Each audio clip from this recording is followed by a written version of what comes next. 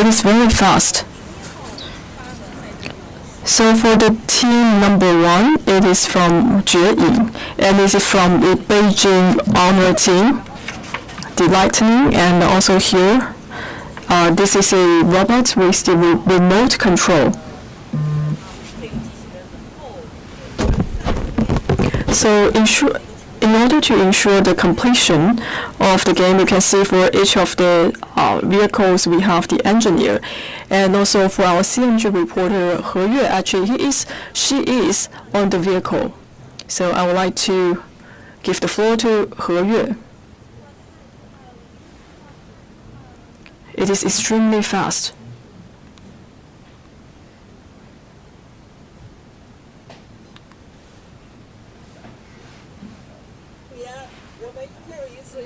So right now, once again, we are actually coming to the 2026 humanoid robot half marathon. And actually, I am with this electric vehicle and also followed the steps of the humanoid robot. And this year, you can see we have more contestants and also we have a larger scale.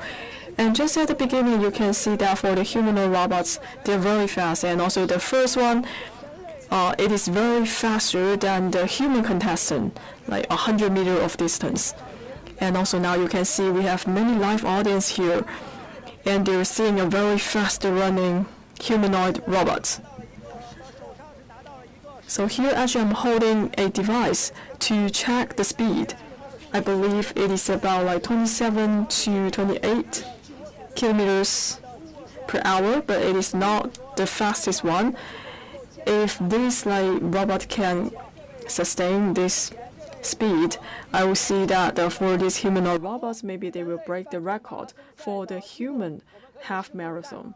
So please stay tuned with us. Let's follow the humanoid robots. So for the first one, leading the teams, it is from Quanying Chidu, and actually the name is Lightning. So it's just like the very hardcore Mac robot. And also you just check the design. If you look at the appearance, it's just like a very fast speed vehicle. And also we have a lot of the dynamics, and you can see the curve of the leg of this humanoid robot to make sure that it can break the air resistance. And even though for this humanoid robot, you could see that it does not have any doesn't seem to have a neck, and this actually can protect the safety of the humanoid robots. So this year I'm also on the electric vehicle, and this year I can see that it is much faster. I can feel that the speed of the humanoid robots. So now the first humanoid robot is making the turn, very good, very smooth. And here also you can see we have the live audiences cheering for the humanoid robots. And also I cannot see any human contestants. They are not yet past the term. So I believe for this honor Lightning, he's running very fast, and I believe that this one can finish the game in less than 1 hour. And this year now we can see the short distance speed for the humanoid robot has been largely increased because we have improved the capability of the joints of the humanoid robots. So now you can see if you check the joint, we have different sensors, and also we have a very complex algorithm for the robots. So from here we can see the robot is about to make the second turn. Still, it has a very fast.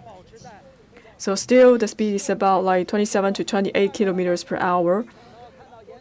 We have many live audience here. They are actually taking photos and capture videos to get this special moments. Another one interesting thing is that from the vehicle you can see we have two reporters here. We have the referees, and also we have the working staff, and we will stay tuned and also to see whether this robot, the Lightning, can sustain the speed. And also we are very curious whether we have to replace the battery for the Lightning. So that is the situation from the vehicle. So thank you very much. And also you can see that we have just followed the performance of the humanoid robots. It is very fast for these humanoid robots. Especially if we compare to the last year, now you can see we have a big breakthrough and upgrade of the technology. And this year, if we're talking about the stability, the speed, and also the energy endurance, we do have all-round improvements. So we have made a lot of improvements just for the running of the humanoid robots. We find out some of the weak links and also to upgrade the algorithm. And also we have introduced a lot of new technologies. For example, we continue to change the gaits of the robots. And also this year we have like many humanoid robots with the autonomous navigation. And also we are adding some of the autonomous navigation technology into these robots with the remote control technology. So just at the beginning, we are asking the question, what is the difference for the robots with the autonomous navigation and the remote control? But if I look at the first one, you can see this is from the remote control. So at the starting point, it has a very fast speed. And for the second robot, is actually with the autonomous navigation technology. So if we're talking about the starting line, I would say for the autonomous navigation, it will take some time to adapt to the situation. So for the robot with the autonomous navigation, I would not say it is completely autonomous navigation. We have to consider the safety. And in the four scenes, actually, we allow the engineers to have like 4 times of the adjustment of the autonomous navigation. So at the starting line, actually, we allow the engineer to do the remote control. Because at that time, we have about 100 robots to run together. The communication system is very complex. And for the autonomous navigation robots, they use like different systems, and also they have some of the Bluetooth. And so the signal is very complex. So I would say at that special moment, the starting time, we allow the engineer to do the remote control. And in the support center, and also we will give the engineer the access to have 30 seconds of the remote control, and to make sure that the competition is safe. So this is the fourth scenario. We only allow the engineer to do the remote control. But if you have do more times of the remote control, and then we will downgrade the performance of those robots with the autonomous navigation. So we only have 4 special things that allow the engineer to interfere with the performance of the humanoid robots. And today we can see we have so many audience coming here. They're all taking photos and videos to capture these special moments. And if we compare this year and with the last year, a lot of the audience, they're saying that it is not quite stable for the performance of the humanoid robots, but this year you can see they're very fast and steady. I also want to ask a question to Mr. Zhao. So this year we are organized the humanoid half marathon again. So what are some of the skills we are testing for the humanoid robots? So first, we hope that in the future the humanoid robot can address some of the emergencies. That said, we have to make sure we have the stability of the performance of the humanoid robots. So by having this marathon game, we can evaluate the performance and the comprehensive capabilities of the humanoid robots. And also we have to test the compatible of the skills and also the hardware. For example, we have to consider the gait and also their flexible reaction to the real-time situation. We also have to upgrade the software as well as the hardware. By organizing the marathon, now you can see we have attracting a lot of people coming here. So for this live audience, it is actually a process of education. So these people can get to know more about the humanoid robot. So here you can see for the first humanoid robot, and for the electric vehicle, is actually try to catching up with the humanoid robots. Just have an evaluation of the gaits. Well, I think this one is very similar to the human. Because for the human beings, they keep adjusting their positions to ensure that they have a good performance. And with the improvement of the technologies, now you can see the gait is very good for this first humanoid robot.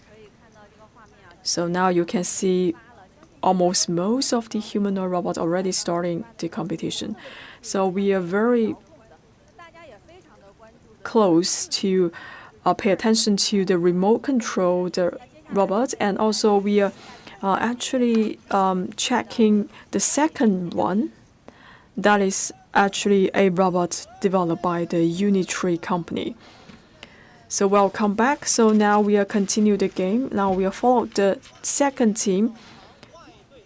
So for this robot, it is the H1 edition from the Unitree Robotics. So for this one, you can see have wearing this red scarf. So for this robot, it is a humanoid robot with the autonomous navigation. So just check the shoulders. So these are the two signal receivers. So it can have a very good navigation. And just like you have this navigation in your mobile phone, and which actually we are following this humanoid robot, they have the laser system and the sensors to ensure that they have a very good positioning, and they can, with the lasers and also the sensors, this robot can actually do a very good job in the barrier dodging and avoidance.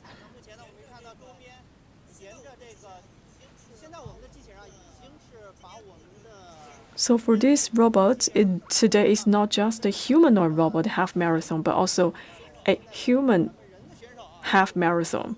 So for the human contestants, now you can see we barely see them. The humanoid robots are leading the half marathon compared to the human beings. So for this specific robot, is actually coming from a company from Hangzhou City, from the Unitree technology company. So the weight is about 47 kilogram with 180 centimeters height. So now you can see the game has started for some time, and we have to consider the heat removal and the cooling system of this robotic. And also, if you look closer about this humanoid robot, we also see some of the pipes. So for some of these pipes, they're actually the engines that help the movement of the legs of the humanoid robot. We are actually using the water cooling system to cool down the heat of the robot. And also for this humanoid robot also have two fans. We also want to use the liquid cooling to reduce the heat of this robot. And this time we are also adding some of the new technology to make sure that the humanoid robot can do a better job. So actually I just saw a white colored device, and for that specific equipment and device, and also help to reduce the heat. Maybe later on we can invite some of the experts to give us more introduction about that device. So right now for this humanoid robots, they are going through different slopes. So for the whole journey, the distance, we have about 6% to 8% of the slopes, and the height differences is up to 100 meters. So now you can see for some of the humanoid robots, they are passing some of the timing spots. Now you can see for these robots, they have been running for about 14 minutes. So here now you can see in the vehicle, we have some referees. They are also on this vehicle. And we have a lot of the humanoid robots. They have the autonomous navigation. So we have these referees to make sure that there's no penalties given to the humanoid robots. So for some of the humanoid robots, if they are with the remote control, if they're extremely fast, we have to make sure that we have to control the speed of the robots to ensure that there's no penalties.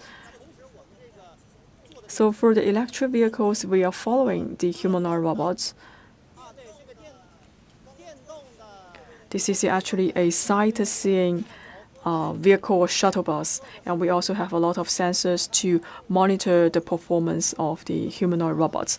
Well, for this humanoid robots with the autonomous navigation system, it failed because now you could see it for some of the engineer, they are actually checking the condition of this robot.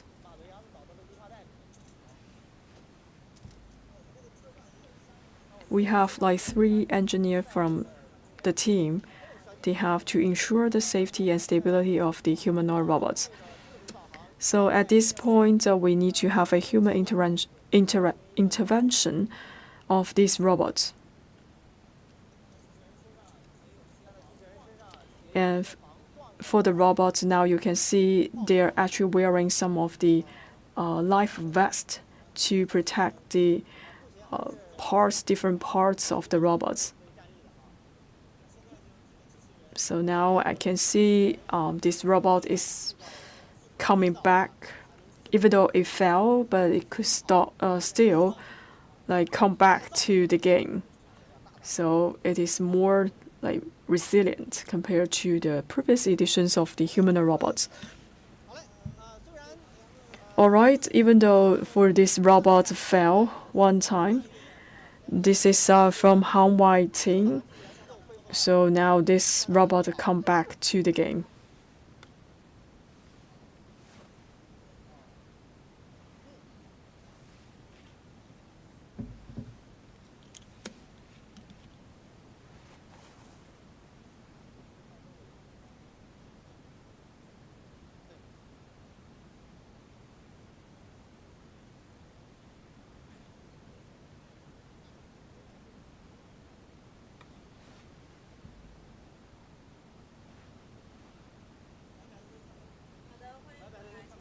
Welcome back, and just now we are checking the competition. It is very fierce competition for the humanoid robots.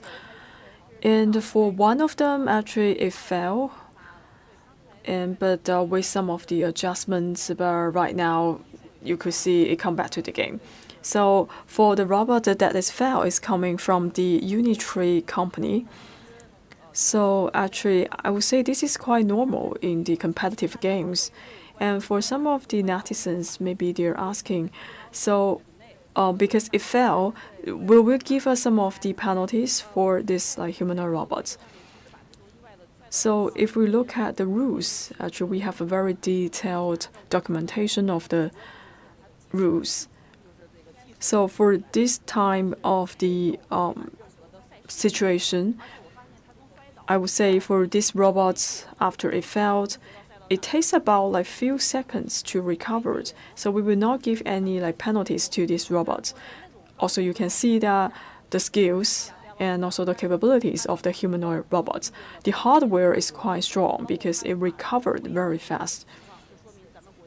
And also we can see that we have a very big improvement. And we have to make sure that for the humanoid robot is performing very similar to the humans. Now you can see the competition is very fierce. I would say one robot with autonomous navigation has surpassed the other one. And also it actually surpassed its contestants from the left side. From the signal, now you can see we have 7 teams.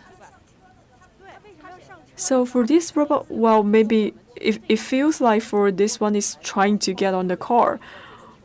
Well, I would say this time we have a lot of turns, very sharp turns. So for some of the humanoid robots, they're actually carrying some of the devices such as the radars and the laser sensors. And they have to monitor the situation and also the environment. So when we are trying to follow the humanoid robots, we have to keep a distance about like 50 meters.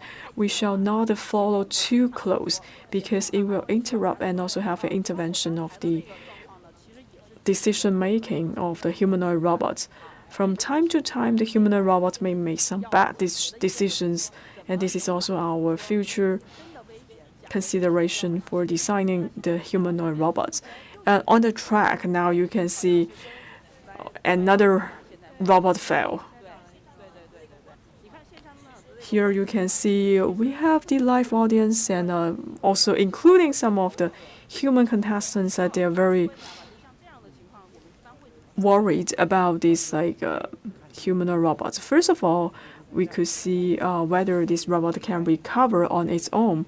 If they cannot, and then we will have the engineer to come on track and also to help to make some adjustments, and also to adding some of the penalties, maybe adding more times for the final performance and the results of the humanoid robots.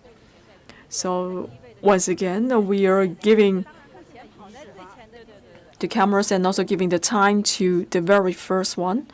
So I would say this time is a speed racing. So for some of the humanoid robots, they actually start at different times. So we have to calculate the total timing of the humanoid robots. And for each one of the humanoid robots, they have a very precise positioning or the navigation system. And for some of the positioning information, the data will be transferred back to the headquarters. So based on our calculation, we can see that within the 5 kilometers, we already have like 7 teams passing the 5 kilometers. So like for the first one, the H1 and also you can see for some of the real-time speed of the human robots, and also for their devices, they also capture the information, for example, the distance, the speed, etc. So also we are trying to improve the fairness of the competition of the half marathon. So we have a lot to share, and also for some of netizens, we still want to check the real-time the performance and also the competition. So we would like to reach out to another reporter. So dear viewers, good morning. So right now you're actually watching the 2026 Humanoid Robot Half Marathon, the live coverage. So here I'm actually follow one of the contestants, that is the Tiangong Ultra from Beijing company. So just now we have some like small issues and the technical problems of the Tiangong Ultra. Many people are very concerned about the falling of the Tiangong Ultra, but I would say that this is quite normal. And for the humanoid robot half marathon, I would like to share with you some of the interesting scenarios. So for the Tiangong Ultra, Tiangong 3.0 is actually the champion for last year's competition, and this year we have some of the upgrade of this year's Tiangong Ultra edition of the humanoid robots. For last year, they have this get the 100-meter champion, and last year for this like robot, it is with the remote control, but this year we have upgraded the robot into a fully autonomous navigation. And this can improve the skills and also raise higher requirements for the robots. That is the first highlight. The second one is that for the robot this time, if we look at the appearance, you can see we have a lot of the sensors. And also you can see some of the change of the gait of the humanoid robots. And from the camera, you can see another Tiangong edition of these robots. It is very flexible. And if you compare the gait correction from the humanoid robot and the human, you can see that for the robots, it is catching up with the human, even faster than the human. And now we are seeing another robot coming here. So today, we think that for the pacing, is faster than the last year.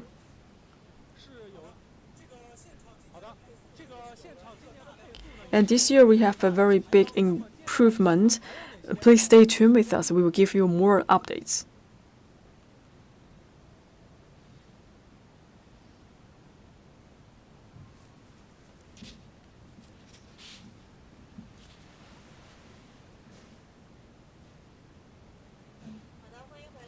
Welcome back. Now you can see. Now we are glad to be joined by another expert that is from the economic and intelligence center. So actually, we are partners. As last year, we also give you an interpretation about the 2025 humanoid robot half marathon. And just now, we are watching the games. So how do you feel today? I have a lot of impressions and also have a lot of thoughts. And we have a lot of conversation about this year's half marathon. And this year, we will say we have a higher level of the competition.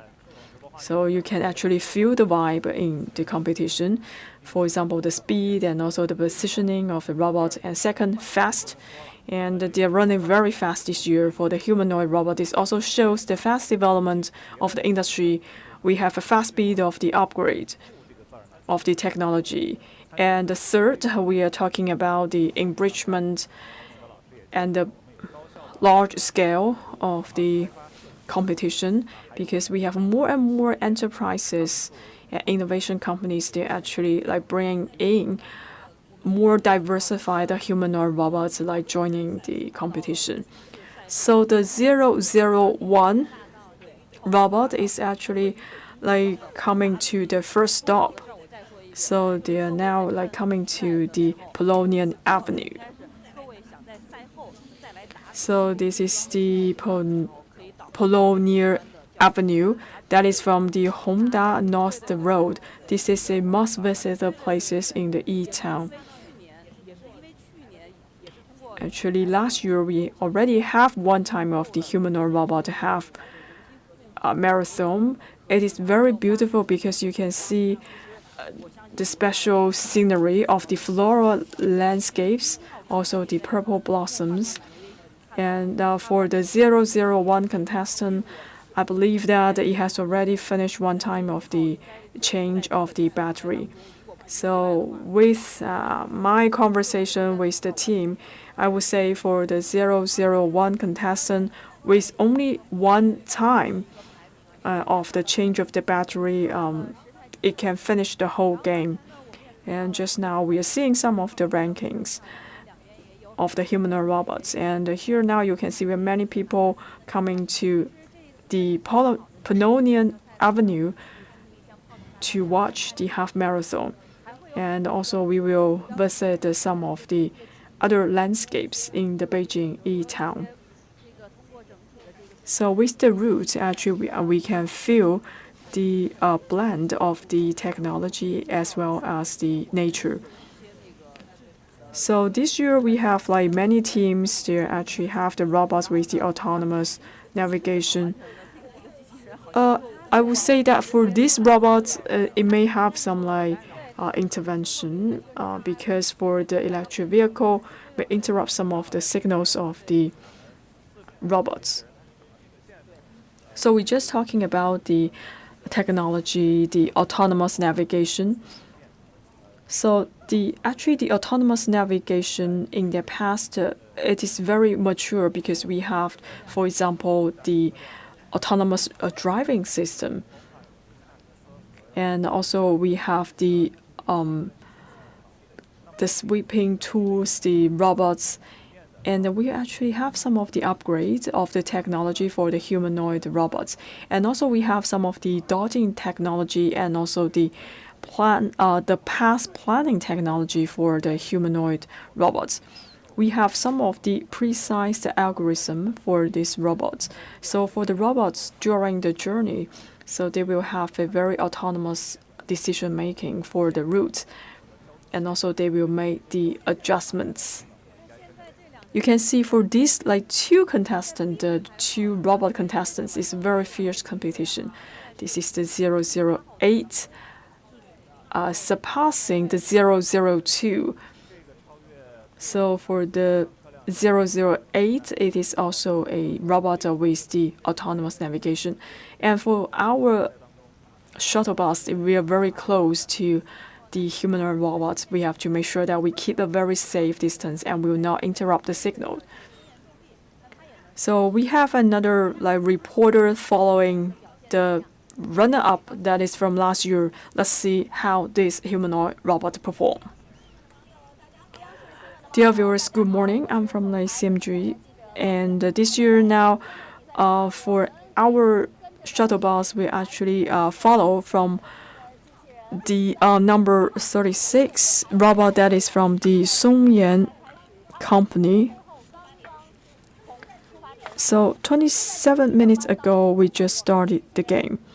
Well, for the first turn, you can see this the B3 robot fell. Now the engineer, they're checking these robots. Now I would like to give you some of the rules.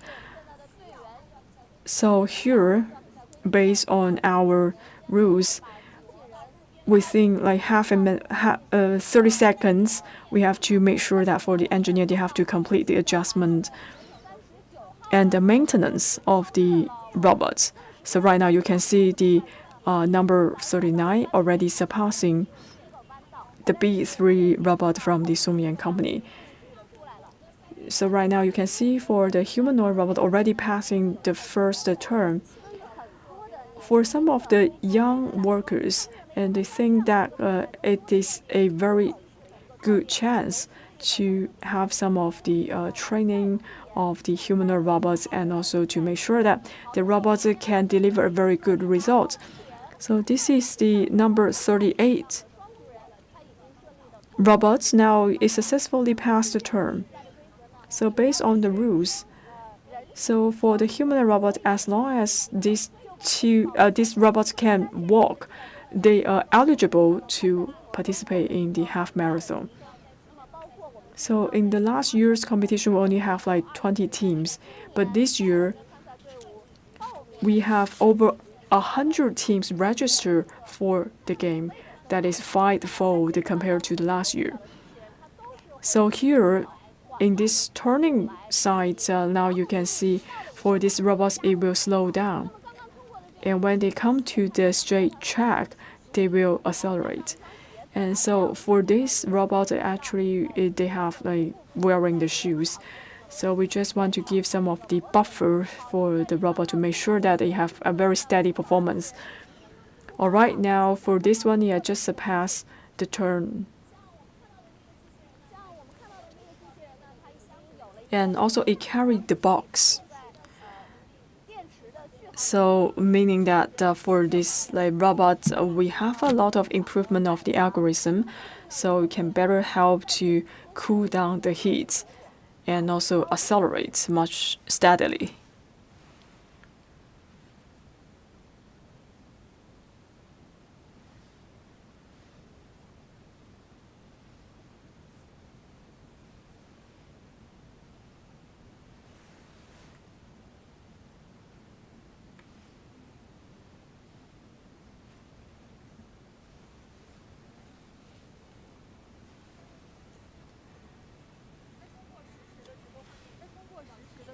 From the live coverage, now you can see for the humanoid robot, it's very fast. So it is half hour on. I believe for some of the teams, maybe they already gone half. So maybe this year we may have a milestone for some of the humanoid robots will finish the game within 1 hour. So actually for the number 1, it already changed the battery. So I believe for the 001 humanoid robot already coming to the final sprint. So in which, for example, for some of the humanoid robots, we would say they can finish the game within 1 hour. So what are some of the meanings for our industry? So for our companies or industries, I would say that for the upgrade of the technology is following the right track. Because for the last year, they are taking a lot longer time. But this year, if we can shorten the competition time within 1 hour, meaning that we are seizing the right technology, and also it will be beneficial to our industry. For example, by having all of these competitions and racing games, we can find out the problems and also find out some of the weak links and give a very correct direction for the future development of the industry. So these are very important and also very good significance for organizing this half marathon game.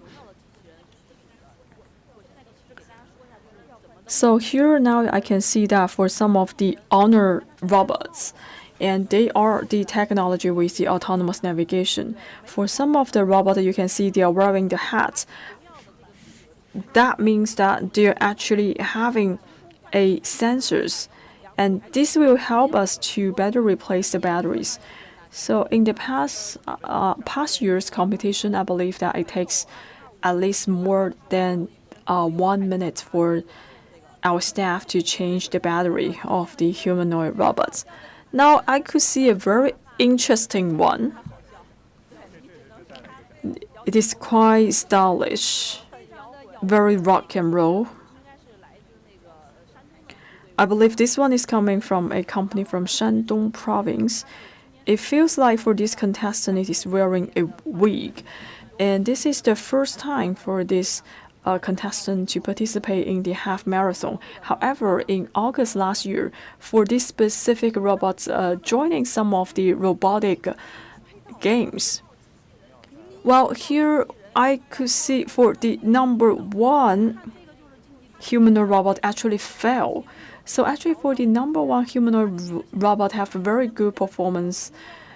So that is the charm for the competitive competition. So this is also developed by the Honor. So from the left side, well, this one is the number 1 robot.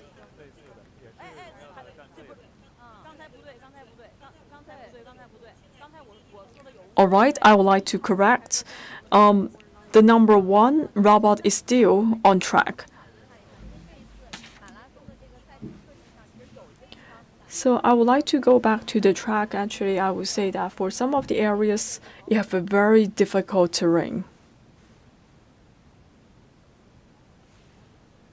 Dear viewers, I'm CMG reporter Wei Yuhong. So right now we are at the 2026 Humanoid Robotic Half Marathon. So actually I am at the very challenging areas. So this area is what we call the ecological wetlands. So we are waiting for the robots to come. I would like to show you some of the difficulties and challenges here. So here, the humanoid robots will come here. First, they will have a very sharp turns with about like 90 degrees, and also the diameters of the turns at only like within 5 meters. So for these humanoid robots, as I just mentioned, that they have very fast speed, about like 20 to 30 kilometers per hour, and now they have to experience a very sharp turn.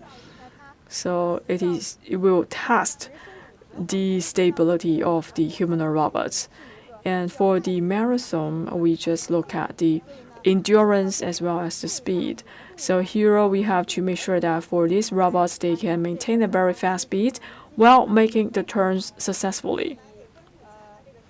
Please stay tuned with us, and we can check the gaits and also the balance of the humanoid robots. So just think about a human being. If you run at a very fast speed, sprinting in the 100 meter, and for some of the people, they have to change their position to maintain the balance. For example, the shape of their bodies and their arms to make sure that they're balanced. So we're very curious, like how these humanoid robots make the sharp turns. So first, that is the very sharp turns, and then we will give them very short time for them to adjust their position. So now you can see the robots is coming near. We're very expecting to see their performance. Back to you.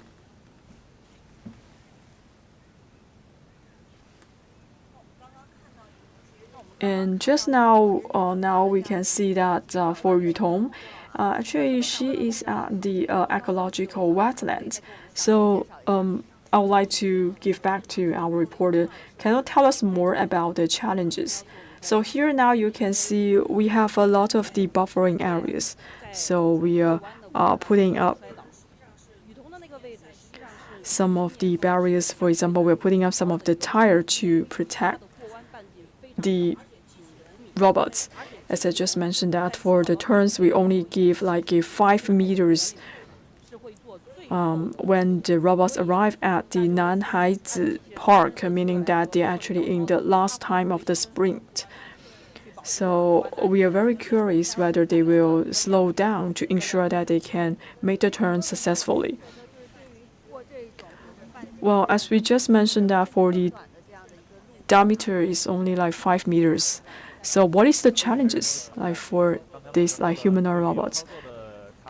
So for the remote control robots, for the human beings, they have to make some of the adjustments. But for the robots with autonomous navigation, it is more challenging. They have to make a good decision, and also they need to have a real-time sensing to adjust their speed to ensure the stability, because they have to adjust the speed autonomously. For example, when they make the turns, they need to adjust some of their gate correction to ensure the balance. And also they have to ensure the speed as well. I think this is quite challenging, especially for the humanoid robots with the autonomous navigation. So now you can see 40 minutes pass. So 001 from the 绝影赤兔情. So where are they right now? I would like to go back to the reporters. So welcome back. Now we are still follow the 001. We are actually very closely following the honor lightning. So now for this robot is like very close to the finishing line, and actually it is like coming into the Nanhaizi Park. And maybe this year the humanoid robot will break the record for the human beings. Now it is 40 minutes on. So I believe if it can sustain the speed, we believe that the lightning can finish the game within 1 hour. As we just mentioned that if we look at the height of the honor lightning, the height is about 1.69 meters. However, the leg is very long, 95 centimeters, and also it feels like this robot have a very strong muscle as well. And for the designers, they actually compare the position and also the structure with the athlete. So now you can see the lightning robot is very close to the Nanhaizi Park. So I think today we have a very good weather, but right now you can see I'm wearing a down coat because it is too fast, and I feel a lot of wind and I can feel cold, just like I'm riding a motorcycle. So right now, the robot already entered into the Nanhaizi Park. So now you can see the deer. Wow, what a view! The Mac robot together with the deer. I believe all of us very exciting. We have the Nanhaizi Park. We have the humanoid robots, the Mac robot, and also the blossoms, waterfront, and the ecological wetlands. And for the robot, will pass some of the lake and also some of the slope. So let's see whether the 001 robot can sustain the speed and pass the finish line. So for some of the robots, they may encounter some of the technical issues, but still they are still in the game. About in 10 kilometers and 11 kilometers, for some of the robots, they already replace the batteries. And that is the only one chance for them to replace the battery. And now I believe that for most of the robots, they're coming to the final stage for the sprint. All right, we can see like the 001 robot hit the fence, but it doesn't matter. It come back to the game.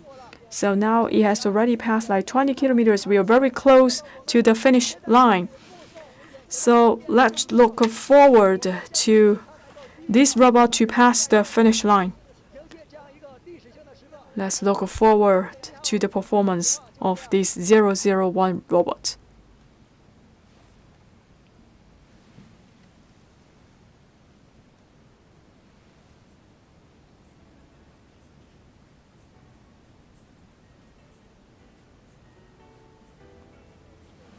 Now you can see for the 001, the humanoid robot is about to pass the finish line, very steady and very fast, and 45 minutes now.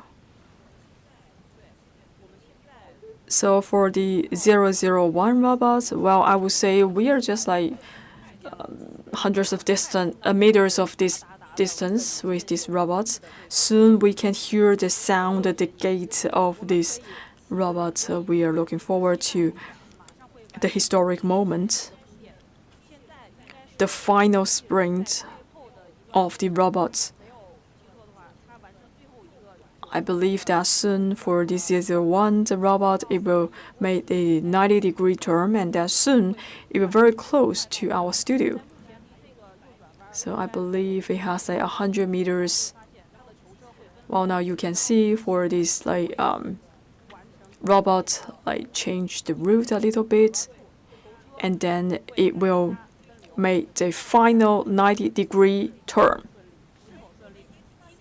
All right, we can already hear the sound, and people are saying that it's coming right now. So this is the final stage for the sprint. We can hear a lot of people are shouting that the robot is coming near us. Well, I can't see. It's okay. In the last 1 minute, let's see whether this robot can get on its feet on its own. Only a few miles, like a few meters. Well, this is the charm of the competitive game. Only 100 meters away from the finish line. Now you can see the engineer and coming back.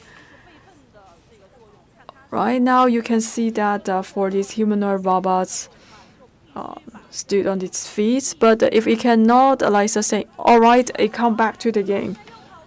Final sprint.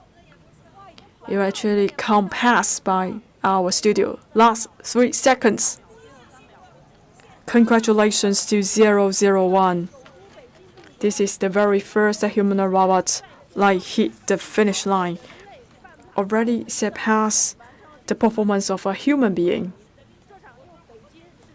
So for the 2026 Humanoid Robot Half Marathon, co-hosted by the Beijing Municipal Government and the China Media Group, so this also shows that the performance of Chinese manufacturing also shows that the development efforts made by the Beijing Municipal Government.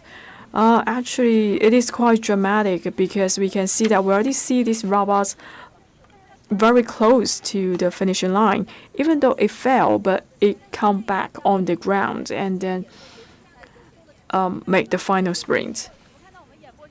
So now you can see that we have another robot actually like giving all the best wishes and cheering up for the other contestants. So here I would like to give you an introduction to another guest, actually from a Beijing Municipal Information Intelligence Center. Mr. Li, you also watch closely about the 2025 Humanoid Robot Half Marathon, and you just saw that the very first robot already passed the finish line. First of all, I would like to congratulate on the first robot, but we have to be calm. The first one hitting the finishing line does not mean that it will be the champion, but we will follow the performance with the other humanoid robots. So, Mengzhe, so can you once again give us the rules? So because we're just talking about like crossing the finish line first does not necessarily mean winning. Because for the first one, it is with the remote control technology. Now you can see for the second honor, robots also pass the finish line. This is another robot with the remote control technology. So Mr. Lee, maybe you can give more introduction to tell us the race rules. So how to calculate the final result? So first of all, when we calculate the final result of the robots with the technology of autonomous navigation and also the remote control, we have a different setup and the rules for calculating the final results. So for the autonomous navigation, it can show the autonomous dodging and the planning of the routes and autonomous skills of the robots. So we are giving different weighting factors to the performance of the autonomous navigation robots and the remote control robots. For the remote control robots, they will have to time the 1.2 coefficient. So for some of the autonomous navigation, even though the completion time is much faster, but they have to time a category weighting factor. So it's still pending. We don't know who is number one. So first of all, we have to look at the net completion time, but in the end, we have to check the weighting factor of the two categories of the contestants. And in the end, we also have to consider the accumulated penalties. So all the categories have to be timed together and ranked together. So 005 is also a robot developed by the Honor. So I can see that for the robots hitting the finish line first, all developed by the Honor. So now we are seeing the third one. Well, the third one is also a remote control robot. All right.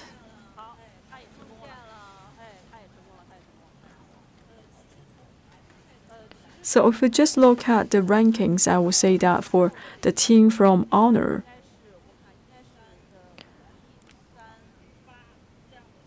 one, 3, 5, 8, that is the listing of the robots that's starting the game.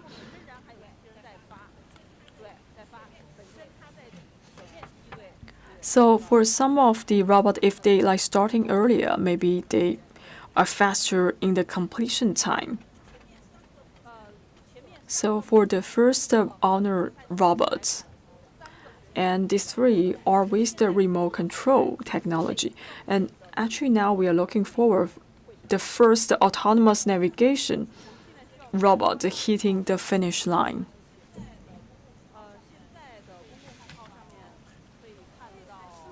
So this is also the robot developed by the Honor company.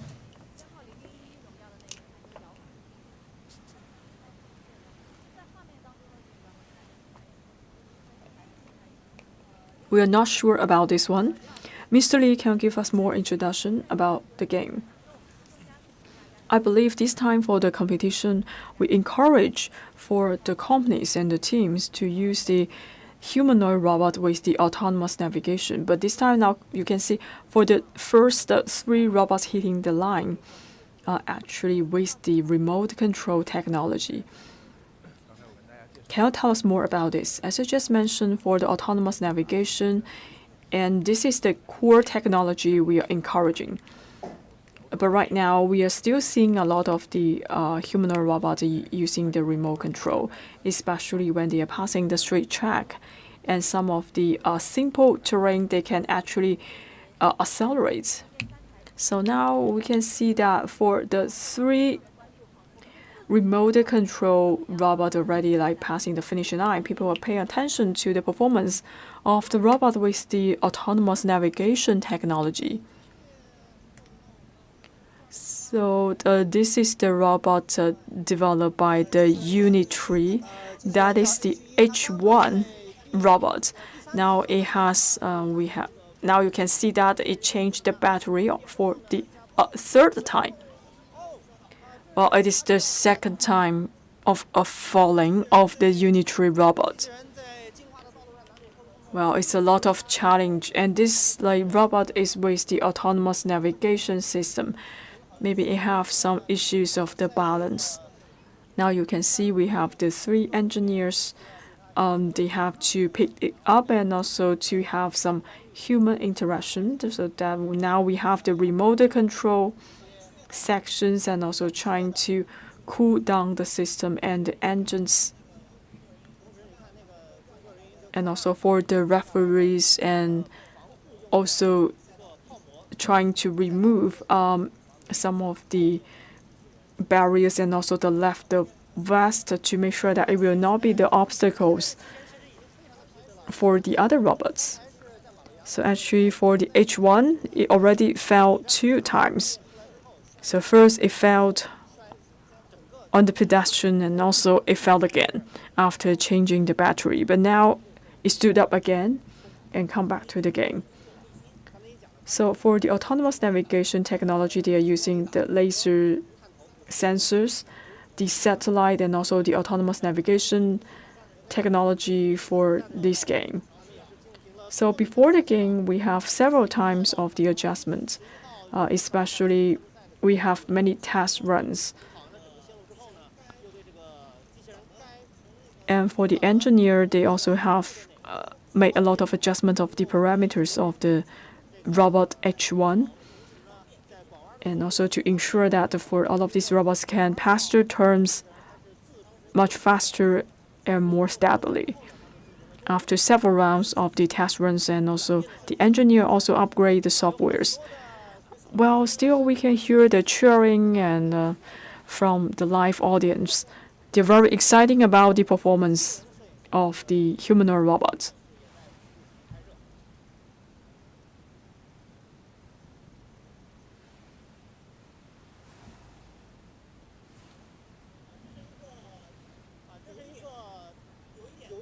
So for this one, this area, the terrain is a very mild slope and also a turn. We have like 22 turns altogether, including the left turns and the right turns.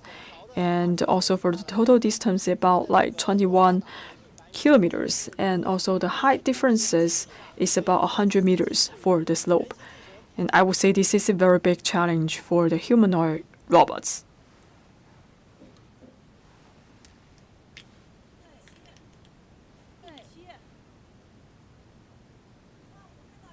All right, now we are seeing that this is the first autonomous navigation robot like crossing the finish line. Well, I think this is the 009 robots, also from the Honor company. This is the first robot with the autonomous navigation technology crossing the finish line. If we look at the time, the finish time is still like within like 1 hour, about like 58 minutes. So within like 1 hour, the first robots from the with the autonomous navigation technology. So now you can see that for the 4 robots like already like crossing the finish line, but considering different factors, we don't know who will be the winner.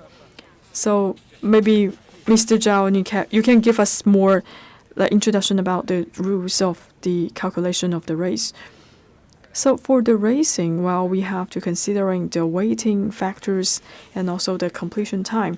Because here now you can see we divided the robots into different groups and they will start in different times. So first of all, we have to consider the completion time, the net completion time of the robot, and also we have to consider the category weighting, and also we have to check the penalties. So now we are seeing the fifth one, the fifth robot. This is the second autonomous navigation robot. It will about to cross the finish line. It's very fast indeed. Right now we have the 5 robots like finish the game, all developed by Honor. So actually we are very proud and also feeling very exciting that to seeing that the first autonomous navigation robot finished the game, and also we encourage the companies to continue to develop this kind of technology. Well, we are seeing the number 6 robot also developed by the Honor company. That is the third. So the number is 011. Also, the robot with the autonomous navigation technology from Honor team. So you can feel that it have a very shorter time for the humanoid robot to replace the batteries. Actually, we have like 7 support area. That means that we can have these areas to change the batteries. So every 3 kilometers, we will set up a support center to facilitate the change of the battery for the humanoid robot. Well, this is also a very interesting one. Very small size of the humanoid, the robot.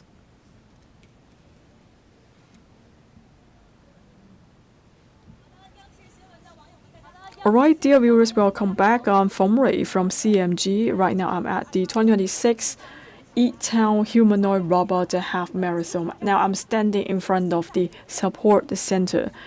So this place is actually located in the 10.6 kilometers of the route. Here we are trying to maintain this specific robot. On top of changing the batteries, also we will try to maintain the conditions of this robot. So for this one, we have been changing the batteries, come back to the track. So here on track, we can see that on the left side, we have many live audience. And also we have a lot of the human contestants. On the left side, that is the human contestants. And on the right side, it is the contestants of the humanoid robots. So here in the support center now, you can see that we have like 11 areas. Here, we do not have a lot of technologies. In this place, we will have some of the emergent handling of the humanoid robots, and also we have the lifting machines. So for the lifting machines, when we run into some of the emergencies, we will try to maintain and fix some of the parts of the robots so that robots can come back to the competition. And also we may have some of the rules for changing the batteries. So we have an expert to tell us more about this procedure. So I'm the engineer from the Humanoid Robot Half Marathon 2026. So right now we are at the support center. So this time we have 7 support centers. That means that every 3 kilometers we will set the support center.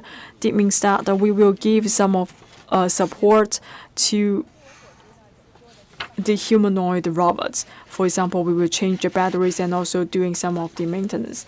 So this year, actually, we have more than 100 teams. They are competing on a journey of about 21 kilometers track. And so now you can see we have many people cheering up for the humanoid robot. Can you tell us the rules of this game and the standards? So actually, we have a lot of the standards.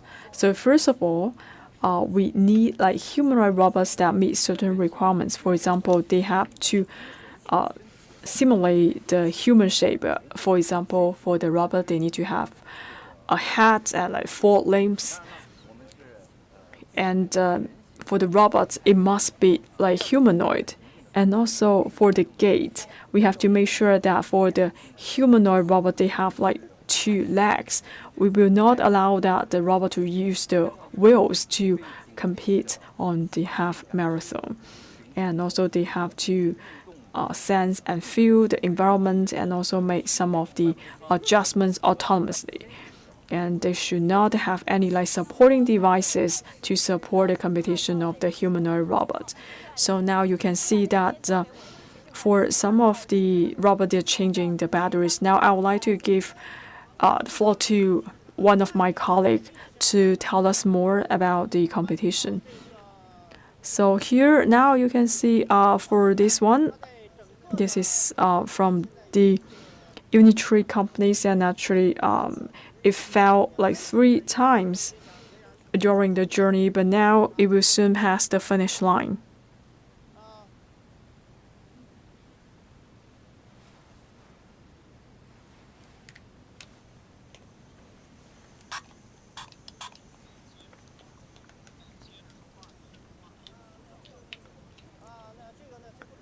So this will be the last stage of the sprint of this humanoid robot, and we just passed the ecological wetlands, and also we are just like passing the deer park. We have many deers, wild animals.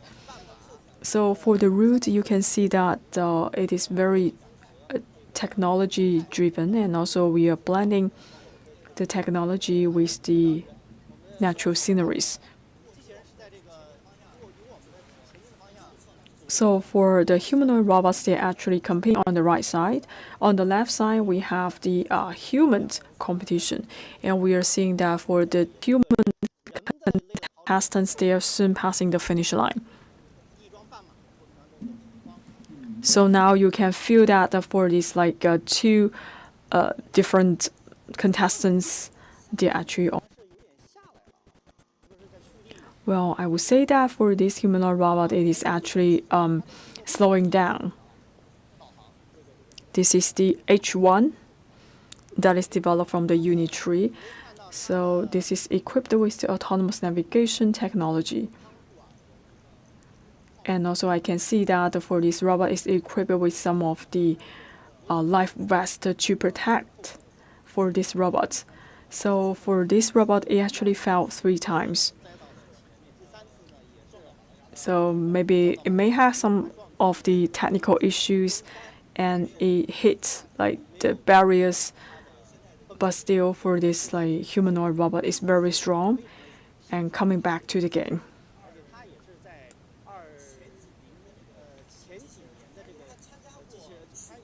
So for this like H1 robot, and now you can see that it used to gain a lot of like outstanding performance at the 2025 World Competition Games.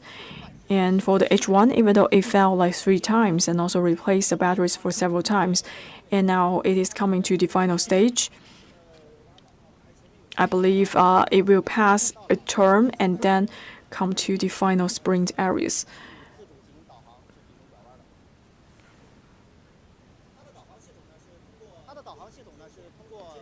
So for this like robot, you have like the antenna on the 2 shoulders, and also it has the laser sensors.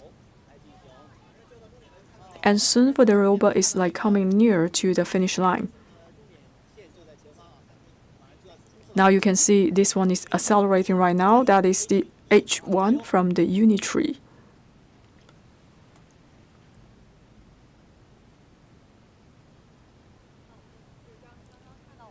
So actually we are checking on the performance of the Unitree robot H1. I think it is very strong and tough. How do you feel?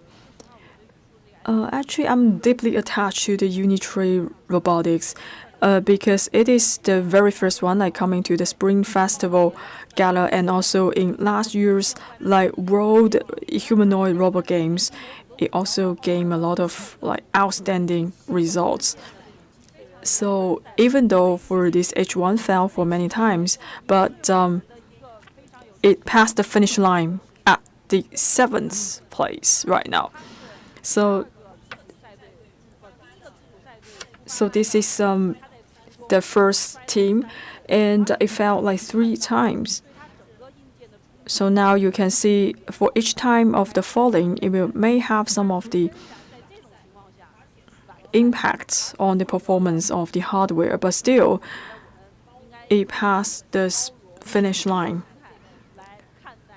So we have to be more inclusive to the unitary robots. Well, that is the competitive sports. So we will say that for the contestants, it is quite normal they will fall, and in the future, each time of the failure will, support the future performance. Like back to our studios, we have another guest. So that is Mr. Zhou.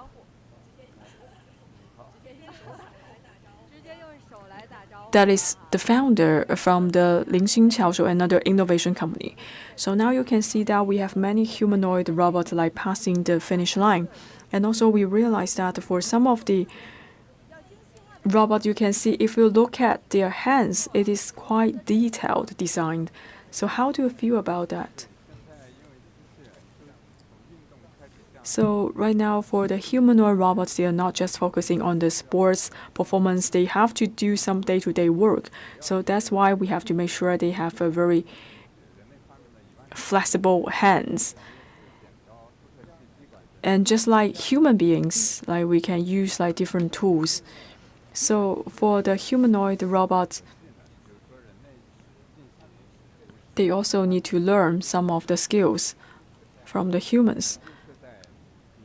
So that's why we want to design the hands for the humanoid robots.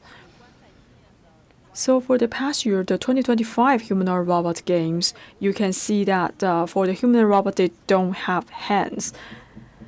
And the reason why we want to design the hands for the humanoid robots, meaning that this year for the half marathon, we just not focusing on the racing or the sports. We want to apply more applications to the humanoid robots. And also we want to set up higher standards for the humanoid robots. When we are adding the hands to the robots, meaning that we're adding more weight to the robots. The reason why we want to add the hands to the robots, meaning that for the humanoid robots, by having these like flexible hands, they want to connect to our physical world day-to-day. For example, they can adapt to the day-to-day scenarios. So right now you can see that for the humanoid robots, they have these like 5-finger hands, and this is also some of the applications that has been equipped to the robot. So what is the differences between the rough hand and the 5-finger hand?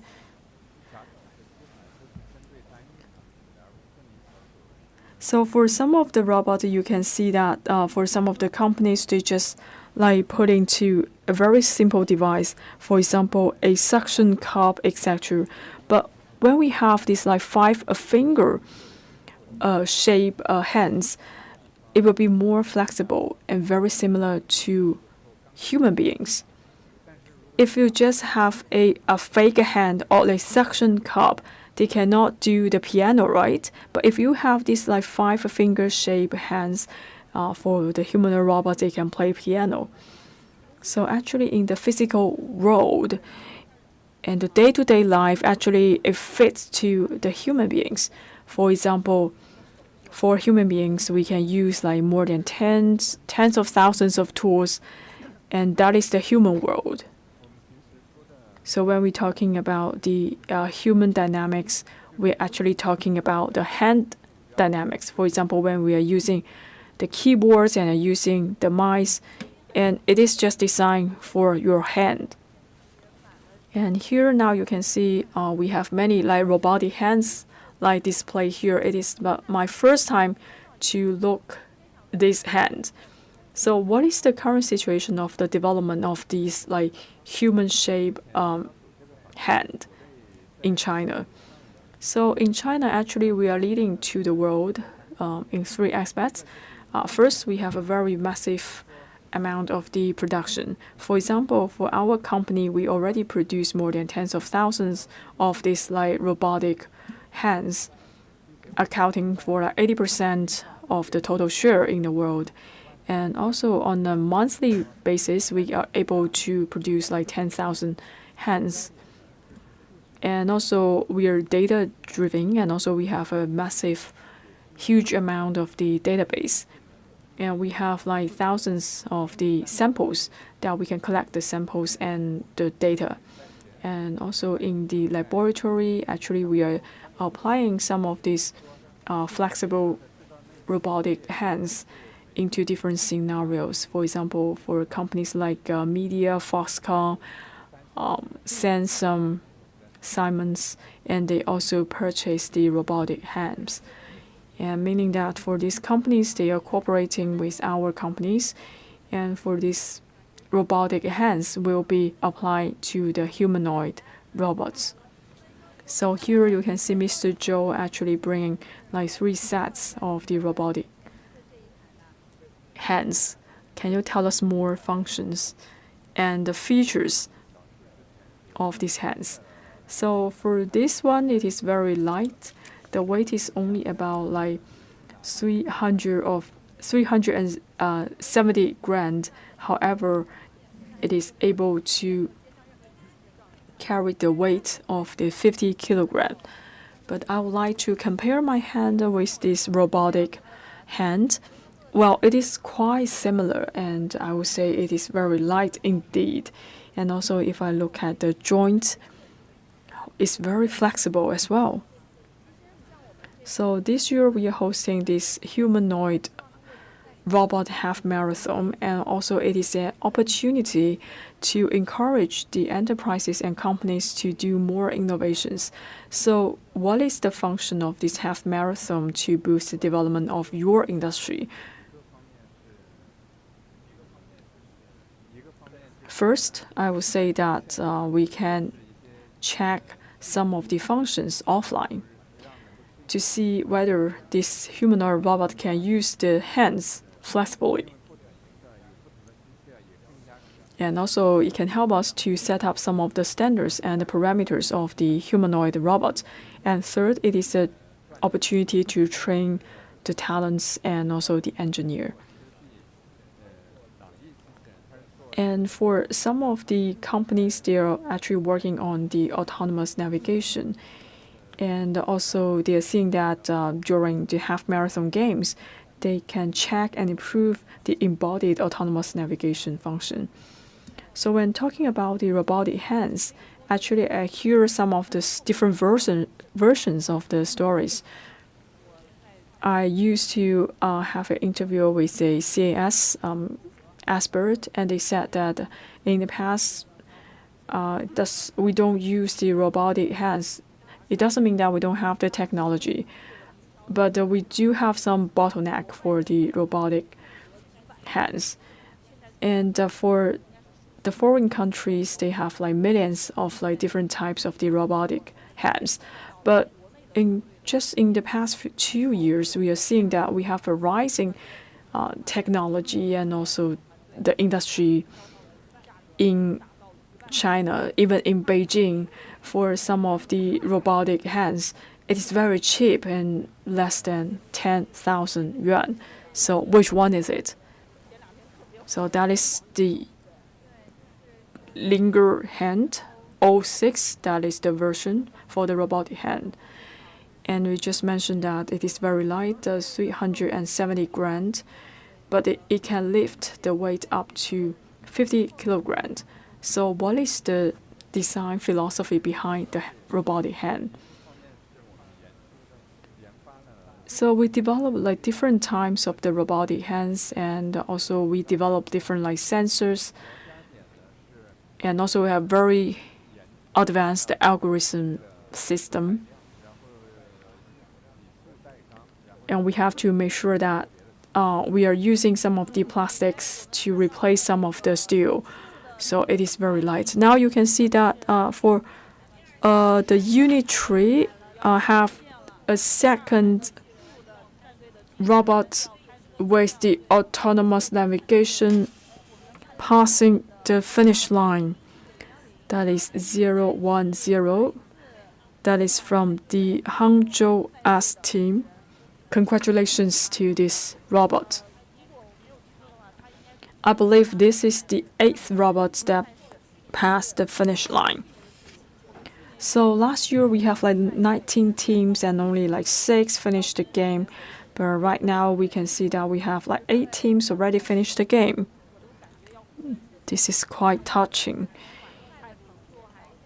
In general, we can see that a lot of the teams already finished the game, and also we have very fast change of the batteries. So in the studio, now you can see it is an open studio. We can actually feel like the shoutings and the cheering from the live audiences. So I would say that if you bring some of the kids coming here, they may have a much higher expectation for the high technology. And during the game, we just talk about a lot of the robotic hands. I believe many companies, they are very interesting about this like robotic hands. So Mr. Zhou actually bringing some of the models of the robotic hands. Thank you very much for bringing the linger hand. And now we will have the first round of the lucky draw. So we just mentioned that for these humanoid robot hands, only 370 grand, but it can lift up to the weight of the 50 kilograms. So we'll leave the chance to the netizens. So let's continue our topic on the robotic hands. We have 3 different types of the technology. So for the flexibility of the robotic hands, I think we have like different dimensions and also the scenarios. So can you tell us about the application in different scenarios? So we're just talking about the flexibility of the robotic hands. So for some of these like hands, it can help people to do the constructions, and it is very flexible, and also we can bring in some of these robotic hands to support the recreational and the healthcare scenarios. And also we can also do some of the R&D research. So we are considering different like application scenarios. Actually, we are the very first company that can fit into 3 scenarios, even though we have like 3 different types of the technology. However, we were covering like 70% of the supply chain. So that's why we can still make sure that we can improve the scale of the economy. We need to ensure that we cut the cost of the robotic hands. So our aim that we want to produce like 1 million robotic hands, which can meet the requirements of the 100,000 different requirements. We just want to adapt to the needs of different customers. So many people are very curious, like when can we get access or we can buy these like robotic hands? So can you give us an outlook, for example, the future development in, say, 5 to 10 years? For the robotic hands, the major scenarios, we just focus on like 4 major scenarios. So first, we will talk about the industries.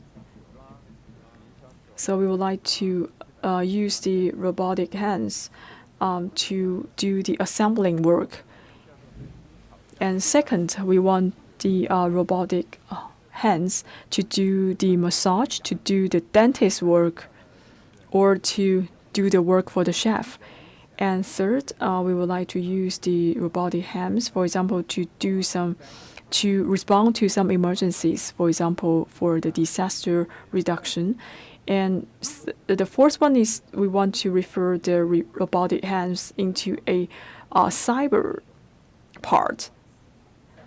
For example, for the disabled, we would like to bring in some of the robotic hands to these like disabled people, so they can recover some of the functions of the real hand.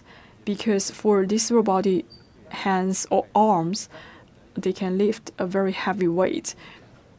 So for us, we think that in 1 year time, we're able to produce more robotic hands, and in 3 years time, we hope that for the robotic hands, it can handle some of the day-to-day work. In the upcoming 10 years, we hope that we can bring the robotic hands into the outer space, for example, to assemble some of the rockets or aircraft, spacecraft, etc. So let's come back to another studio, and we'll give you more introduction about the robotic hands. So we have another co-founder of the manufacturer of the robotic hands. Thank you very much for joining us. So right now you can see that we are surrounded by the robotic hands.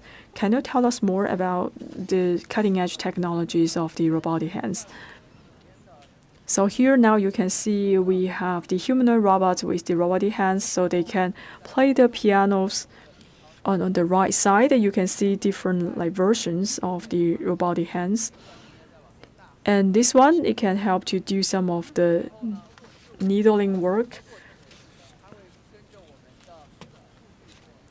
And also for these robotic hands, it can simulate the work for human beings. So if you want to check some of the functions of the robotic hands, and then we will show you some of the demonstrations of functions of the robotic hands. So just look at the first one. So these are the two pianists. Let's check. Please enjoy the sound. Now you can see that for the robots, it's very coordinated, because when playing the piano, you need the two hands to coordinate with each other. So what are some of the challenges for the robots? Well, for these robots, now you can see that they use these two robots, they have 4 hands together to play the tune. Actually, in the new year, the January the 1st, so in Shenzhen, actually for these 2 robotic pianists, they're actually playing the piano together. So for some of the human beings, they have to learn a couple of months to know how to play the tunes. However, for the humanoid robots, they only need a few minutes to learn how to play the piano. We want to just show you that for this type of the pianos, the robotics, they can actually play the piano very fast. So we have some of the design, the parameters, and also we are checking the functionalities of these robotic hands. So they have to do 1.5 million times of the flexibility. So by having this flexibility, and then we can use this kind of robotic hands to do some of the day-to-day work and replacing the human labor. So actually we do a lot of trainings to the robots, and this is one of the scenarios we are showing the functionalities. So we are actually checking, verifying the skills of the robotic hands. Now we are moving to another areas. So we have different versions of these robotic hands. Now you can see that it's very flexible. And also we can see the joint is very flexible. So right now I would like to ask a question. As now you can see that it is a cyber rhythm. So how to control these robotic hands? So for the robotic hands, it's actually in the high-end technology. So we need to send out orders to these robotic hands. So right now we are displaying a number of robotic hands that with the lowest cost, but the highest amount of production. It doesn't mean that low price, low efficiency. Instead, you have a very high efficiency. Because as we just mentioned that for this kind of robotic hands, it's very light, like 370 grams in weight, but they can lift weights up to like 50 kilograms.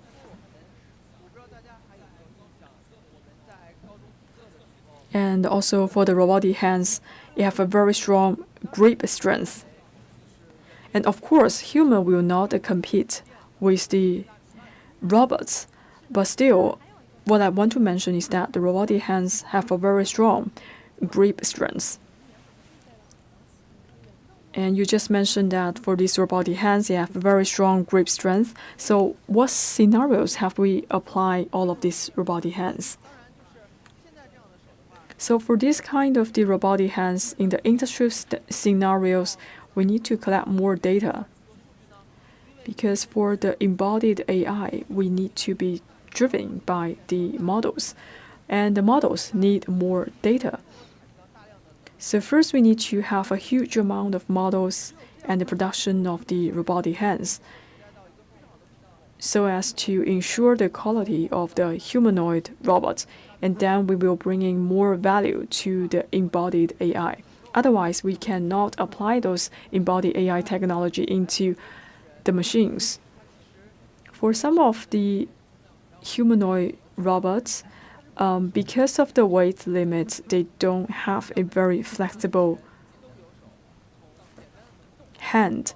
So the reason why we want to develop the robotic hands is one to apply them to the day-to-day life. By having the half marathon, we want to make sure that the robotic hands can be fully leveraged, and also we can find more weak links and continue to improve the functionalities of the robotic hands. And many people are asking, so when can we bring in the robotic hands into our day-to-day life?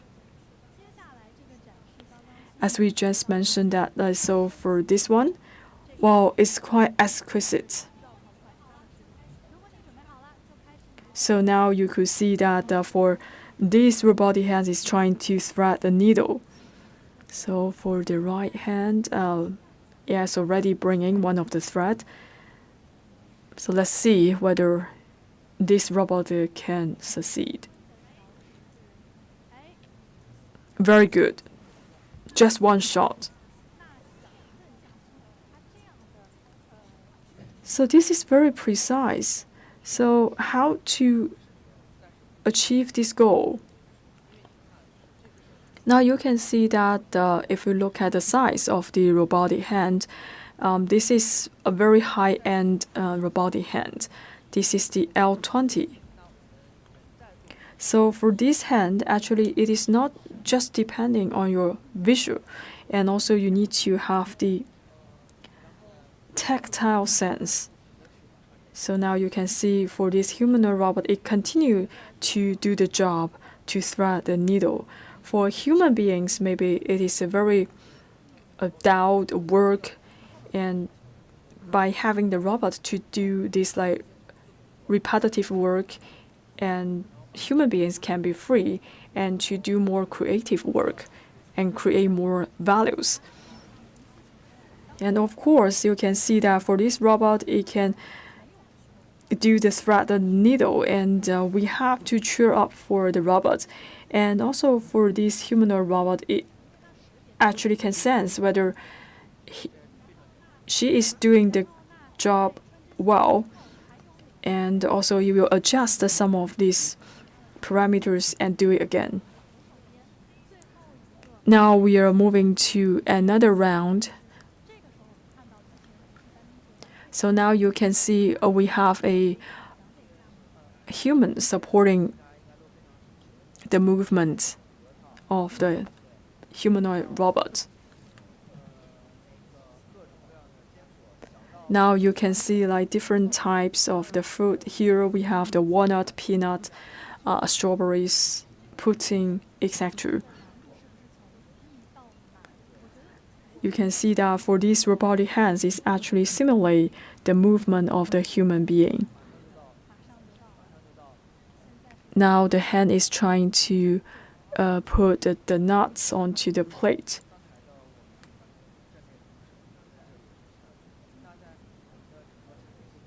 So during the whole procedures, so now you can see we have like different sensors. Let's see whether the hand can pick up the bean.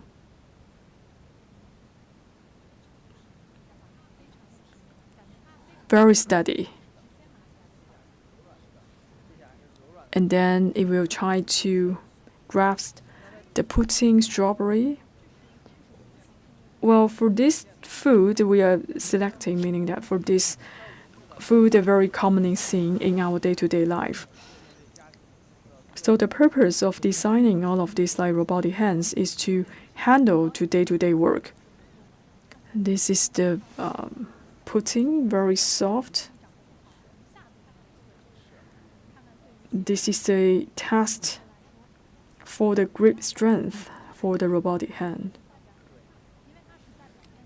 Because for this one, the jelly is very slippery, not easy to catch. Well done.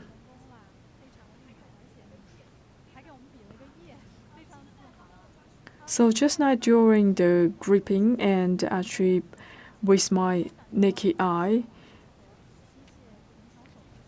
I cannot see there's a time delay. Well, actually we do a lot of the improvement. In the past, we're doing the wireless solutions. Many people are asking and requiring this like wireless connection, but still we need to have a cable connection because from time to time the signal will be interrupted. And also for the robots, not just for the arms and the hands, they have a lot of these sensors. And also we have a camera here. It will capture the videos. All of these have to be sent back to the data center real time. So that such amount of the data, so cable connection is not enough. We also need to adjust some of the algorithms. So it doesn't mean that for one person only like monitor one robotic hands. We need to have many equipments to handle the robotic hands. So that means that we need to produce a huge amount of the robotic hands, and then we can better leverage and lower the cost of the robotic hands. And that means in the future we can have lower cost of the humanoid robots. And then we are able to bring in more robotic products into the day-to-day life and the family. Thank you very much for your introduction and demonstration of the robotic hands. We are seeing that the future development of the robotic hands. In the past, it only maybe have like one single function, but now you can see that we have more diversified scenarios. Well, let's go back to the half marathon game for the humanoid robots.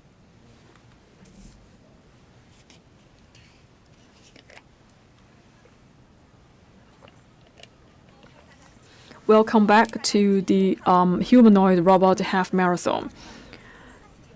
So on track, we have a special contestant. You can see he is coming. So this is developed from the Gaode map, and this is the robotic dog, Tutu. Good morning. I'm from good from the A map. So if we look at the robotic dog, it's quite special. It has been connected with a stick What does that mean? So for Tutu, actually, it is the first robotic dog with autonomous navigation. So for this stick, it can pass with connect with the people with vision impairment. So for Tutu, you can see that it is a robotic dog that can support people with visual impairment. So for this robotic dog, actually you have a lot of sensors equipped with this dog, and also it can help with the barriers dodging, etc.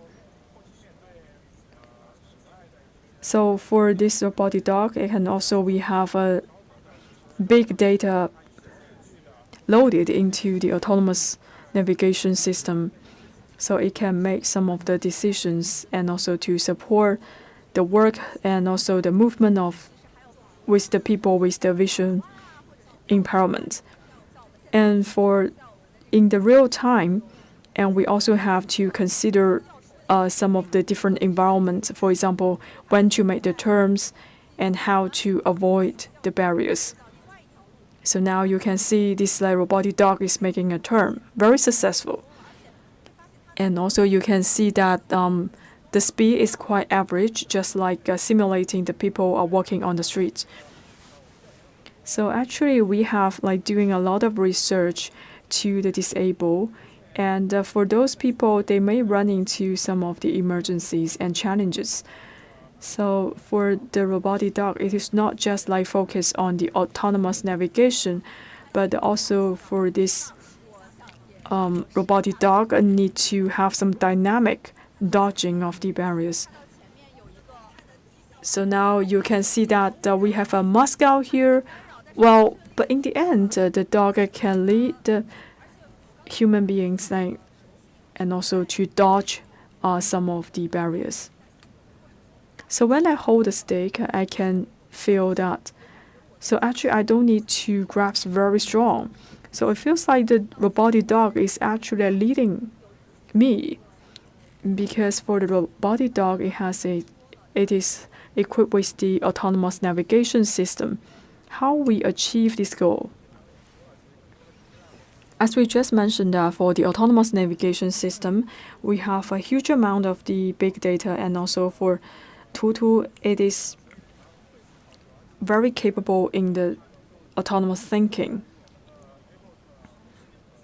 And we have the A-bot model, and also to make some of the prejudgment of the real-time life. As we just mentioned that for Tutu, in most of the scenario, it can be the guide dog.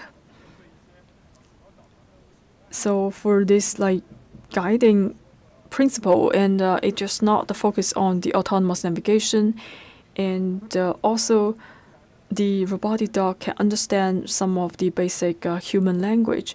For example, it can guide the people with disabled to buy a bottle of water, etc. And for people with disabled, maybe they have different pace. So how the robotic dog adapt to the pace of those people? Well, as you just mentioned, I just mentioned that there's a stick connecting to the robotic dog. So by holding the stick in different strengths, maybe it can control the speed of the robotic dog.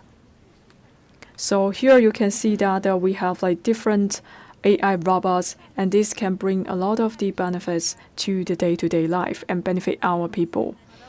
Welcome back to our studio. Here we are glad to be joined by Chinese Academy of Science, Mr. Wang.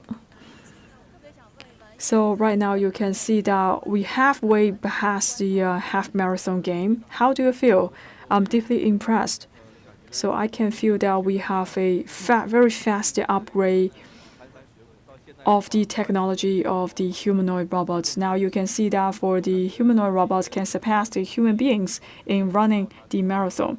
I would say that we have improved a lot of technologies, and also the AI embodied technologies. So even though for some of the humanoid robots may fail during the game, but maybe in the future we need to do more in the basic research and also provide more trainings to the talent team. So in the future, I would say that these humanoid robots, not just for the sports competition, but we hope in the future that for the humanoid robots can do more job and replacing some of the job for our people. And so for this like half marathon game, and it is the first time we also have a lot of the robots, the AI robots to support the game. As I just seen this like robotic the dog, and it is also provide a lot of services to the game and also to the people. So for example, we have to build a model and embody that model into the humanoid robot and also the robotic dogs. And they can get to know more about the day-to-day life and also to support the disabled. So today, we're just talking about the marathon game, but still we are still seeing that a lot of upgrade for the technologies. And we're also very expecting that next year maybe we can see more technologies for the half marathon. And also, of course, I also expecting that in the future we can have more applications and the scenarios. And also we are seeing for some of the robots, they're also doing a lot of the supporting work. So can you tell us like what are some of the effect or the impact of these like half marathon games to promote the industry? So by having this game, I would say that this time we can see that we can improve the algorithms and also to help to improve the skills of the humanoid robots. And this will help to improve their performance to support the day-to-day life to our people. For example, for the AI robots, they can work together with the AI embodied technologies, and that is the future trend and the future development. And also, I hope that in the future, the humanoid robot can serve like different industries in China. So that means that we would have more like scenarios available, and then that we can free our hands of the human beings and then also enjoy the benefits that can be brought by the humanoid robots. So from the teams participating in the game, we can see that this year we have like 170 teams registered and for the game. And in the end, we have like 103 teams participating in the half marathon, actually 5 times more than that of the last year. And also last year, you can see that for some of the humanoid robots, they are quite raw. But this year, we have much developed like humanoid robots. And except for some of the R&D centers, innovation companies, we also have some of the universities, they also develop their own robots. And this year, we are also seeing that we have like 5 teams coming from like different companies. And for example, for these companies, they are actually using the robot that has been developed from the Beijing, the Tiangong Ultra, and also they are using some of the robots that has been developed by the Unitree company. And this year we have some international teams, but last year we don't have these international teams. And that means that for this half marathon game attracted the interest from the international companies. Here is a medal. This is the medal that will be delivered to the human contestants. So also we are actually like putting some of the slogans on these medals. So that is like E-Town game echoes with the theme of this year's like half marathon. And when we coming into the Nanhaizi Park, actually we are seeing that we can also enjoy the ecological scenery. We can see some of the wild animals, the deers, and also in April in Beijing right now we are seeing a lot of the purple blossoms, the floral landscapes, and this also shows that the design of this medal, we are seeing that the design of the deer, the blend of the technology and the nature. So when we come back, and now you can see that you can also see the shape of the robot. Very delicate design. So we are talking a lot about this medal. Maybe you want to get one of these. Now we have the second round of the lucky draw. And then we will send out like 2 medals. That is the medals for this year's half marathon game. So make sure you leave a comment and participate in the lucky draw session.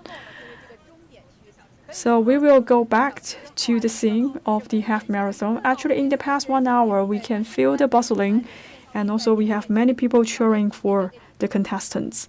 So I would like to turn to my colleague who is standing in the finish line. Dear viewers, good morning. I'm Xiaowei from CMG. So right now, at the scene of the 2026 humanoid robot half marathon. Now I'm at the finish line. So here you can see that we have the arc, and also we are expecting more and more contestants like crossing the finish line. So by standing here, I can actually feel and see some of the contestants, whether it is the humanoid robot or the human contestants, they are crossing the line. I'm actually here, arrived here at about 6 a.m. So here I can feel that in the past of the like tested games, we are seeing some of the contestants, they are actually like they need to withstand the test of this route. So you can see if you look at the previous editions, this time the participating robots need to have some significant improvements and short distance speed. So they have also need to go through like different like course over different types of terrain, such as the flat section slopes, narrow paths, and the 90-degree turns. And also they have to gone past some of the ecological wetlands and the floral landscapes. And of course, we have to consider the final time. And we just know that for the first one who passed the finish line, that is the lightning version, lightning robot that has been developed by Honor. So as I just mentioned about the terrain, I would say that for this competition, it's a test of the speed, endurance, and stability. This is a testing of the last mile development of these humanoid robots.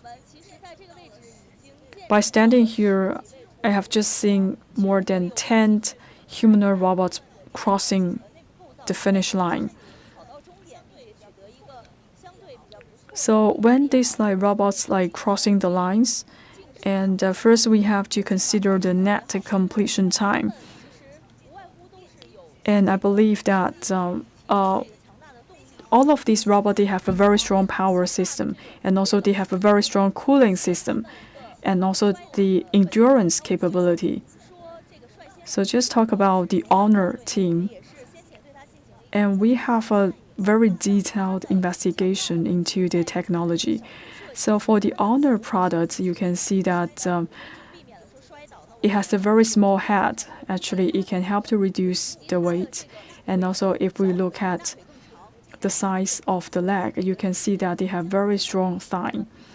And this can help to reduce their resistance, and also they have a very special like ratio of the humanoid robots. They also get some of the experience from the athletes. And for some of the robots, they also equipped with the liquid cooling system, which we don't see much from last year's competition. Because last year we are using the fan cooling, and this year when we are using the liquid cooling system, we are seeing that they can ensure the endurance of the competition. And in the support center, we can see that we are shortening the time to replace the batteries for these robots. And this year, for some of the teams, you can see that it takes a few seconds, a few minutes to change the batteries. So they don't have to restart the robot again. They just like putting an extra USB into the robot. And this also gives us a lot of hope for the future development of the humanoid robot. And also we can see the high efficiency of the humanoid robot. And naturally, we are doing a lot of the detailed arrangements and deployments and for this game. And by having these like half marathon games, it can also help to encourage the future development of the different enterprises. Now we are still waiting for the humanoid robots to cross the line. The game is still going on. And later on, so we will also have the award ceremony. So now we are not finishing the game right now. Please stay tuned with us. So that's my part from the finish line. Back to the studio.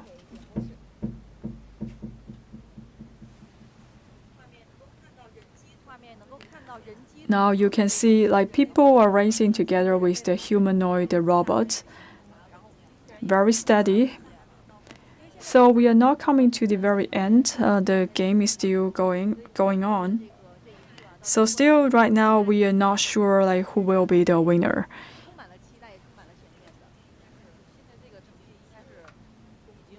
So actually I would say that final result have been published. At least we can see the champion, the runner-up, and the third place. I just checked some of the official data. So can you tell us more? Who is number one? Well, actually, the first goes to the robot with the autonomous navigation. If we look at the net completion time, that is the first one crossing the line. And the second place goes to 001, that is with the remote control technology. So actually this year we are encouraging the participation of the robot with autonomous navigation, and the remote control robot is the runner-up. So what is your thought? So here you can see that as the number one goes to the autonomous navigation robot, we can see that we largely improve the technology and the skills of the humanoid robots.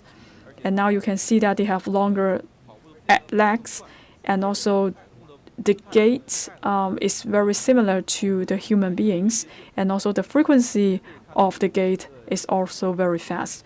We have made a lot of improvements and optimization of the humanoid robot. Also, we have a lot of the cooling system, meaning that we can help to reduce the heat of the engine of the robot. So now you can see that it is very steady and safe operation of the humanoid robot. And also by having the autonomous navigation system, so for the humanoid robot, they can independently handle the positioning, obstacle avoidance, path planning, etc. And also they can make a real-time decision. And at the finish line, our reporter just saying that the reason why this humanoid robot can win the game, meaning that we have made a lot of improvements for their parameters. First, we are focusing on the endurance. For example, last year, the best result, I think it is about 2 hours, 42 seconds. But just within 1 year, we have shortened the time into less than 1 hour. And also, the robots may be more or less the same weight, but that means that we are doing other work to upgrade the technology. For example, we are changing the technology to remove the heat. So for most of the team, they are using the liquid cooling technology instead of the fan cooling system. So you can see that by looking at the shape of the humanoid robot, it feels like they're carrying the box. So for this one, maybe they're also using with the liquid cooling system. You can see that there are some of the pipes. So in terms of the upgrade of the cooling system, can you tell us more about your thoughts? We have a lot of different technologies for the cooling, but based on the marathon games, we have improved some of the cooling system. By using the liquid to do the coolings, it can help to protect the motors. And of course, in the future, we hope that in the future we can apply some of the technology into the day-to-day life, and also to bring in the humanoid robots to replace some of the human work. And for this half marathon, you can see we have a lot of complexity of the routes, and also we are seeing the improvement of the technologies of the humanoid robots. So how can we better connect the humanoid robot into the market requirements?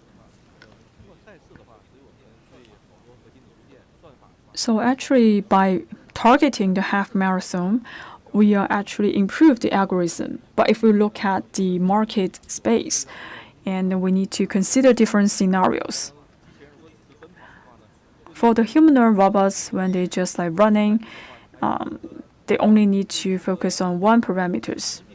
But if they want to, for example, to do some of the parcel deliveries, we need to do more. For example, to adjust the flexibility of their limbs. So first of all, we have to consider the market requirements and also to plan some of the products that face the needs of our consumers. And of course, in the future, we will improve the technologies of the humanoid robots. So now you're seeing that for the two humanoid robots, they are trying to surpass each other. And just now we have like 2 rounds of the lucky draw, and people are curious like how to participate in the lucky draw section.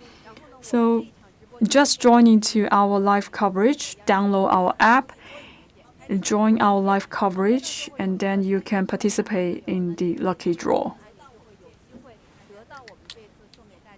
So we may give out some of the souvenir. For example, we will give you a medal.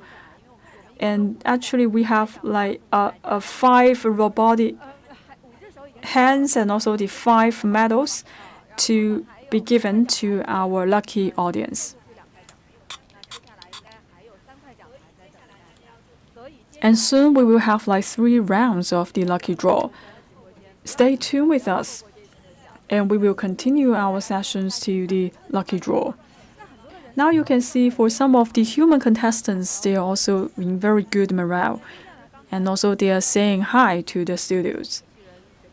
So just now you are seeing, we still seeing some of the surpassing of the humanoid robots. Now you can see the temperature is up.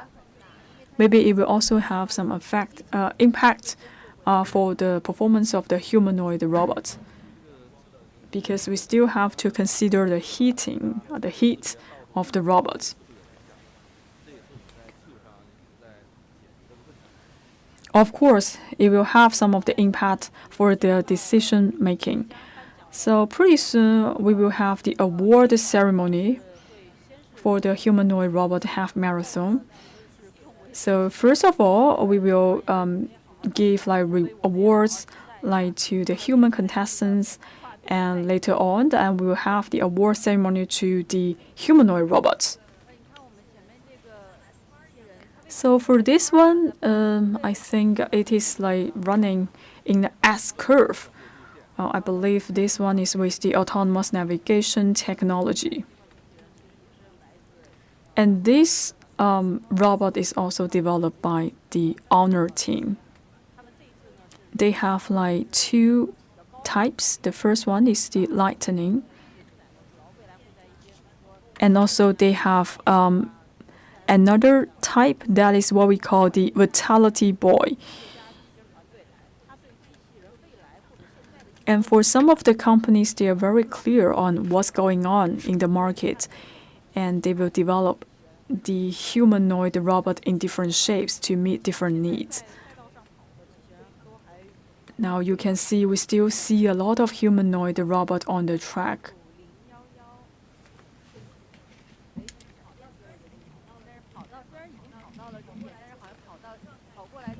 Now you can see for some of the robots, they are crossing the line, and also it feels like they are feeling tired. Of course, it is a half marathon game in the end.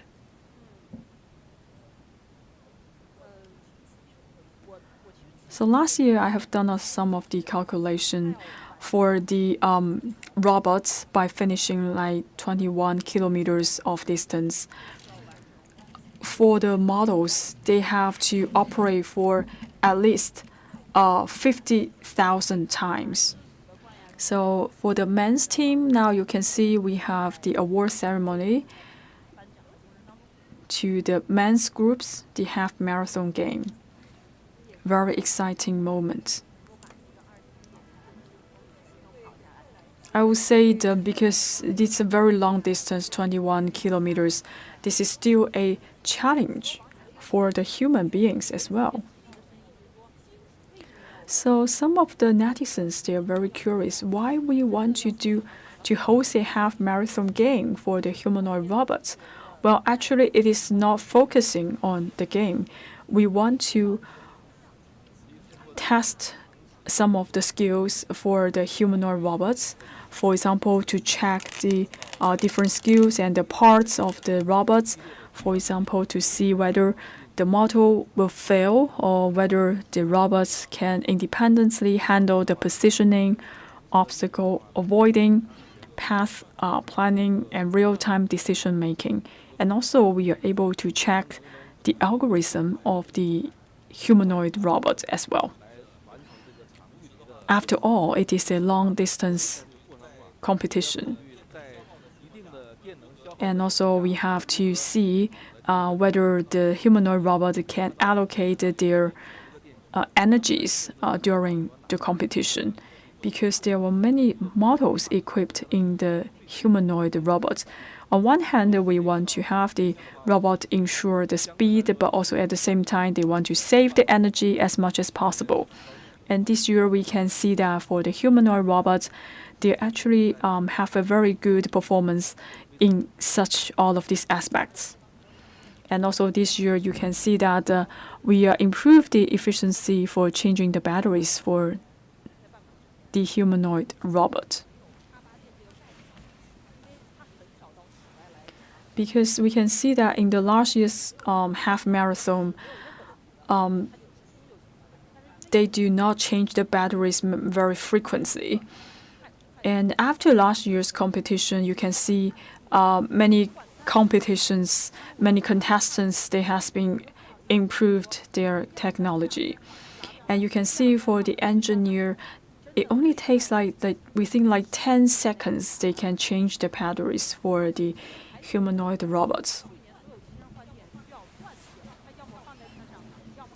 Last year, when we changed the batteries, meaning that we have to leave the humanoid robots, and then we have to change the battery.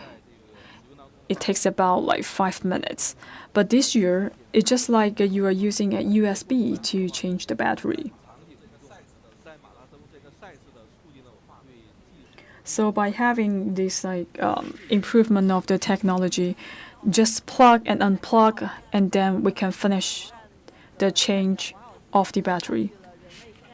So now I can see that for some of the experts, they are actually participating in the award ceremony. So as we just mentioned that this year the game is co-hosted by the Beijing municipal government and the China Media Group. So for this half marathon game, it's not just organized by the China Media Group.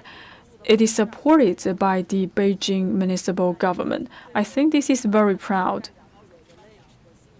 feel very exciting that for a deputy from the municipal government to present the award to the contestants. So last year, it is the first time we organized the humanoid robot half marathon. And this year, you can see the results of the humanoid robots. I would say it completely beat last year's result. How do you feel? What is your impression?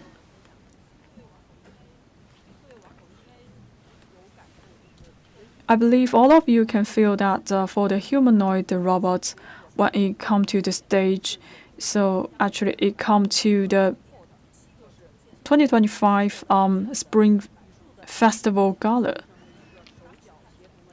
So in the Spring Festival Gala, we can see some of the humanoid robots has been put onto the stage and impress the world. And this year's Spring Festival Gala, we also have 4 performances that has been performed by the humanoid robot. We have the embodied AI, the humanoid robot, and also we have these unitary robots. And I believe some of the German leaders, they also visited Hangzhou to personally visit the unitary robot. And some people are very interested about the technologies and the latest development of the humanoid robot. So first we verify the technology with the humanoid robot from the stage of the Spring Festival Gala. So this month we have this humanoid robot half marathon. And also in August, we will have a second round of the World Humanoid Robot competition. We believe that we will have more highlights. Please look forward to the August competition in August.